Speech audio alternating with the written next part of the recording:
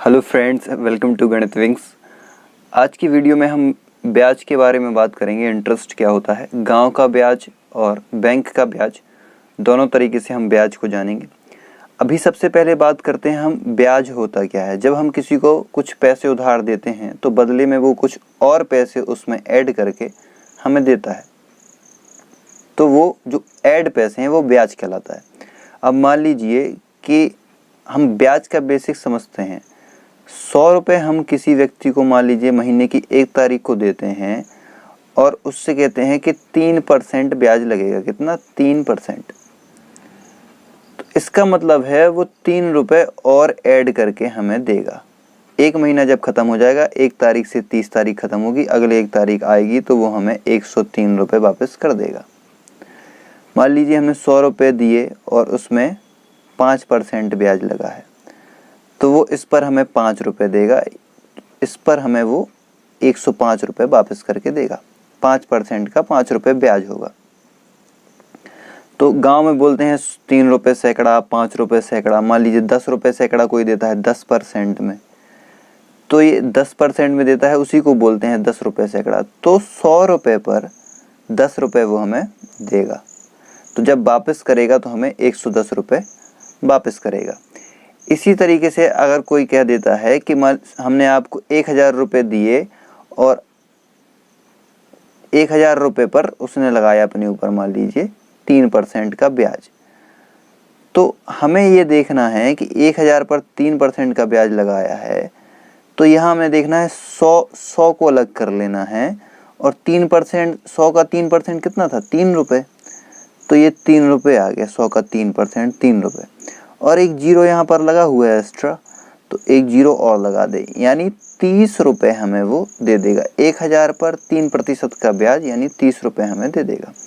अगर कह दें कि 5000 रुपये पर, अब जैसा कि क्वेश्चन अपना 5000 रुपये का 3% ब्याज है ना, तो इसको हम मान लेंगे ये 100 है। यहाँ पर क्या है? 100। तो 100 पर कितना मिल रहा है अपन को? 100 पर 3 रुपये मिल रहा है, एक जीरो एक्स्ट्रा है तो 30 रुपये हो गया। ठीक है। अब चूंकि यहाँ पे 500 हैं, 500 हैं तो 5 × 15, 150 रुपये हो गया। 150 रुपये यानी 5150 रुपये लौटा कर देगा हमें। 5150 रुपये लौटा कर देगा। अब इस तरीके से हमने निकाला है। एक ये तरीका हो गया निकालने का। एक और तरीका है, फिर यहाँ पे उन्होंने क्या किया, इसको निकालने के लिए एक सूत्र बना दिया। सूत्र क्या बनाया कि साधारण ब्याज बराबर हो जाएगा आपका, आप भैया ऐसे निकाल लीजिए, मूलधन फिर गुणे दर और गुणे समय। उन्होंने बनाया कि मूलधन तो इसी को बोल देंगे, जो 5000 रुपये दे रहे हैं इसको बोल देंगे मूलधन। 5000 रुपये हो गया मूलधन। अब ये दर परसेंटेज जो होता है, कितने प्रतिशत पे दे रहे हैं तो उसको दर बोल दिया जाता है। और समय 1 महीने के लिए, 2 महीने के लिए, 5 महीने के लिए, 10 महीने के लिए, वो समय हो जाता है। अब नीचे 100 आ गया, तो ये बन गया उसका फॉर्मूला। साधारण ब्याज बराबर मूलधन गुणे दर गुणे समय बटे 100। 100 इसलिए आया क्योंकि 3% दर है। जब 3% इस तरीके से लिखा हो और इसका प्रतिशत हम हटाते हैं तो इसको 3/100 लिख दिया जाता है। प्रतिशत वाले वीडियो में हमने समझाया है, आप जाकर देख सकते हैं। तो जैसा कि यहाँ पर 150 रुपये निकला था, 5000 रुपये का 3% कितना निकला था? 150 रुपये। तो अगर हम इसको फॉर्मूले में रख कर देखें तो देखिए वही निकलेगा। 5000 रुपये मूलधन है, जो हमने दिया है वो मूलधन हो जाता है। दर कितनी है इनकी? 3%। और समय कितना है? 1 महीना। अब नीचे बटे में 100 आ गया। तो अगर ये 2 जीरो हम काट दें, 2 जीरो, तो यहाँ पे 50 बचता है अपने पास। 50 × 3 करेंगे तो 150 रुपये आ जाएगा। 5 × 15 आया वही 150 रुपये, 150 रुपये। तो इस तरीके से आप ब्याज निकाल लीजिए या इस तरीके से निकालिए। ये बेसिक था, फिर उन्होंने फॉर्मूला बना दिया जिससे ये लोग जल्दी निकाल सकें। और जैसे यहाँ 1 महीने का निकाला, अगर हमें 1 साल का निकालना है तो 12 महीने का गुणा कर देंगे।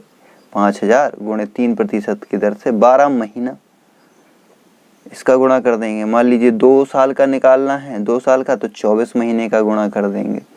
अब हम गांव का और बैंक के ब्याज के बारे में समझते हैं। गांव का ब्याज और बैंक के ब्याज में अंतर है। क्यों? क्योंकि गांव के ब्याज में लोग प्रत्येक महीने का काउंट करते हैं और बैंक हमेशा एक साल में काउंट करता है पर एनम। तो अगर हम इसका ब्याज निकालें 6,000 रुपए पर 5% दर से 3 महीने का ब्याज, तो अभी हमने फॉर्मूला देखा है, मूलधन 6,000 रुपए, दर हो गई 5% और समय हो गया 3 महीने। 3 महीने। अब हम इसका अगर ब्याज निकालें तो 5 × 15 और 15 × 6 = 90, यानी 900 रुपए। तो इसमें 3 महीने में 900 रुपए मिलेगा हमको ब्याज। अगर हम बैंक का 3 महीने का निकालें, तो पहले हम क्या करते हैं, बैंक का 1 साल का निकाल कर देखते हैं, क्योंकि इसमें हमेशा 1 साल में कैलकुलेट होता है। तो अगर हम 1 साल का निकालेंगे तो 6 × 5 = 30, 300 रुपए। 1 साल का 300 रुपए। और अगर हम 3 महीने का निकालें, 3 महीने का, तो ये 2 जीरो कटे, 2 जीरो कट गए, 12 से 5 बार में चला जाएगा 60, तो 5 × 15 और 15 × 5 = 75 रुपए। 75 रुपए। इसमें ध्यान क्या देना होता है, जब हम 1 साल का निकालते हैं, क्योंकि 1 साल से ही कैलकुलेट होता है। दोनों सवाल क्वेश्चन में अंतर है। आप देखिए, 6,000 रुपए पर 5% दर से 3 महीने का ब्याज क्या होगा, और इसमें लिखा हुआ 6,000 रुपए पर 5% दर से 3 महीने का ब्याज क्या होगा यदि ब्याज वार्षिक देय हो, यानी 1 साल में लौटाता हो ब्याज। तो बैंक का काम है 1 साल में लौटाना। तो यहाँ हमने 1 साल का निकाला तो 300 रुपए निकला, और फिर हमने 3 महीने का निकाला। अब इस 3 महीने में अगर हम निकालेंगे तो इसमें हमेशा 12 से भाग करेंगे। मान लीजिए दिन का निकालना हो तो 365 से भाग करेंगे, यहाँ नीचे 365 से भाग करेंगे, क्योंकि 1 साल में 12 महीने होते हैं और 1 साल में दिन कितने होते हैं, 365 दिन। अगर वो कहता है 3 दिन का ब्याज निकालिए, अभी तो 3 महीने का कह रहा है, 3 दिन का भी बोल सकता है, तो फिर हम 365 से भाग करेंगे। तो यही मेन बेसिक डिफरेंस आपको देखना था कि महीने का निकालना है तो ऐसे निकाल दिया, अगर वार्षिक पूछ रहा है, वार्षिक देय हो, तो इस तरीके से निकालना है, नीचे 12 का भाग जरूर देना है। तो दोनों तरीके से हमने ब्याज को कैलकुलेट करना सीखा। ये तो रही साधारण ब्याज की बात। इसके अलावा चक्रवृद्धि ब्याज भी होता है, उसका वीडियो फिर हम किसी दिन डिस्कस करेंगे। वीडियो पसंद आया हो तो लाइक करें। Thank you.